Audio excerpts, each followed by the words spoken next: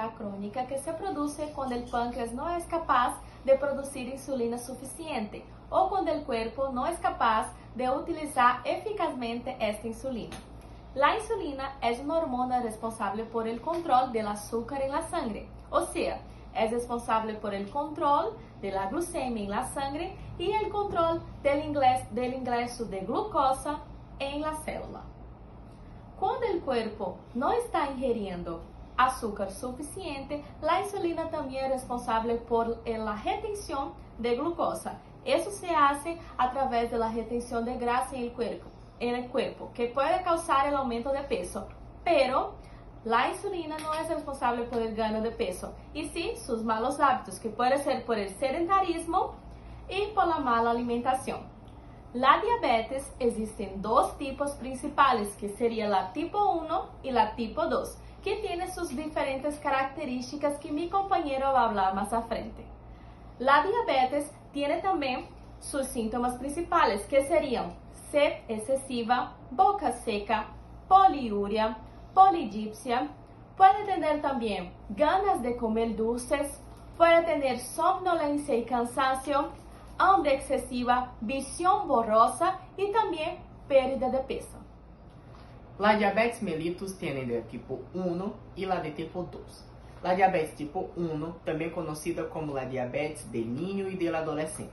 Este tipo de diabetes está relacionado con la no producción de insulina en el páncreas debido a una destrucción autoinmune de las células betas. Esta enfermedad con relación a su patogenia aún no está bien definida, pero muchos estudios dicen que está relacionada con la susceptibilidad genética y también factores ambientales. Esta enfermedad está representando 10% de todas las diabetes mellitus tipo 1 y tipo 2 en el mundo. La diabetes mellitus tipo 2, também conhecida como la diabetes del adulto ou não insulino dependentes. Este tipo está relacionado com a secreção insuficiente de insulina, ou seja, estes pacientes desarrollaram uma resistência à la insulina. Este é o tipo mais comum de diabetes mellitus em el mundo. Ahora vamos hablar sobre el diagnóstico, que es una parte muy importante, que es cuando vamos descartar ou também dar sinal positivo para la enfermidade. Vamos empezar por la história clínica, que é muito importante.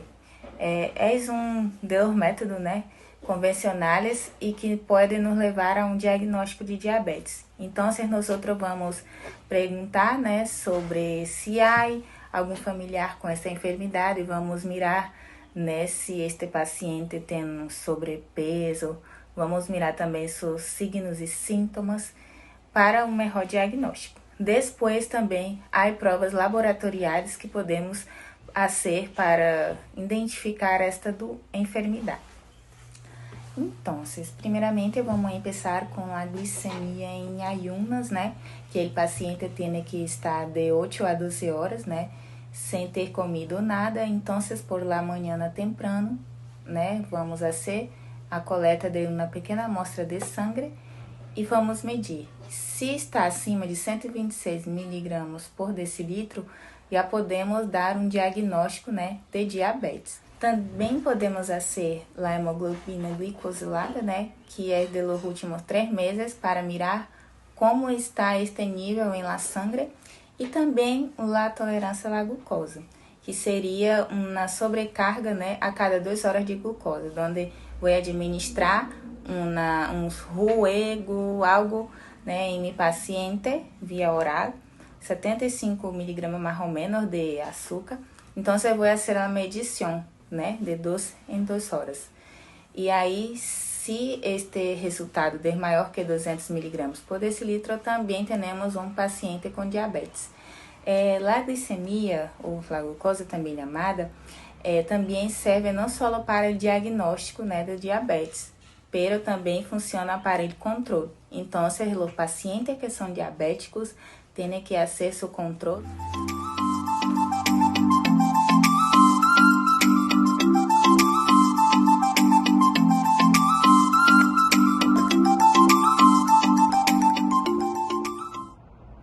O tratamento para la diabetes mellitus. En este caso se le va a hacer una serie de pasos para la diabetes mellitus. En la diabetes mellitus tipo 1 lo que sería es un tratamiento inicial con insulinoterapia.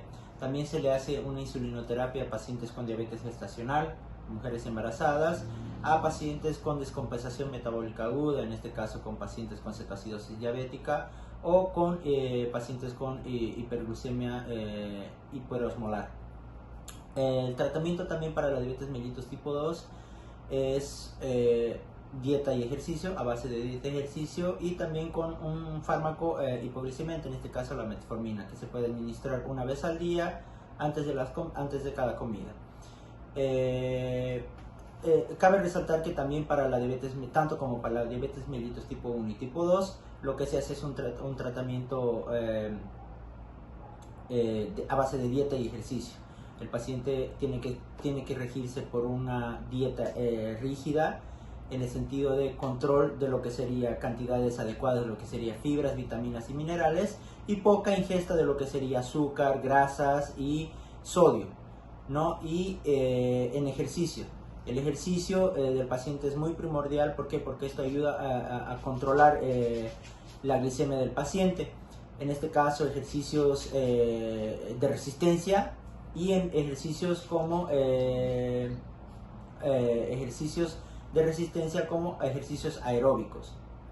En este caso, que estos ejercicios lo que ayudan mayormente es a la disminución de la mortalidad del paciente, y también lo que sería una ayuda a lo que sería a mejorar lo que sería la hemoglobina glicosilada. En pacientes también con cuidado de los pies, que se le haría un cuidado de los pies adecuados para que no haya infecciones, porque sabemos que estos pacientes al tener este tipo de infecciones llega a necrosarse y llegan a tener problemas en los pies. Bueno, la complicación de la diabetes mellitus puede representar una amenaza para la vida. Puede surgir rápidamente vários anos de la hiperglicemia mal controlada. Aparecem múltiples complicações, sobretudo vasculares, que afetam os vasos pequenos, são os microvasculares, e os vasos grandes são os macrovasculares. A enfermedade microvascular é de base de 3 manifestações mais frequentes da diabetes mellitus.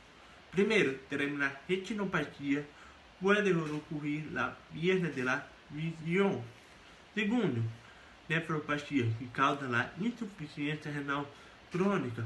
E por último, la neuropatia, ocurre la isquemia nerviosa. La enfermedade microvascular também pode afetar la cicatrización de la piel. La complicación macrovascular tiene 2 tipos mais frequentes. Primeiro, teremos pie diabético. E segundo, o infarto do miocárdio.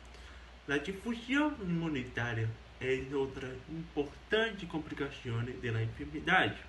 Isso se deve ter efeito direto da hiperglicemia, sobretudo da imunidade celular. Os pacientes com diabetes mellitus são particularmente suscetíveis a infecções bacterianas e micoses. Em controle da glicemia, pode evitar ou retrasar muitas dessas complicações. Prevenção da diabetes. Quanto à prevenção da diabetes tipo 1, não tem, pois ela é uma enfermidade autoimune. Para a prevenção da diabetes tipo 2, vou citar agora vários conselhos que você pode seguir. O primeiro, deve ter uma alimentação balanceada, com alto consumo de frutas e verduras. Deve também aumentar o consumo de pescado e legumes. Evita alimentos como carne roja e comidas rápidas. Não consumir açúcares, nem frituras, embutidos, nem graxas saturadas. Procura alcançar tu peso ideal e depois mantê-lo. Incorpora a tua atividade diária, exercício, no mínimo 30 minutos diário. E, no final, realiza tu chequeio da saúde anual.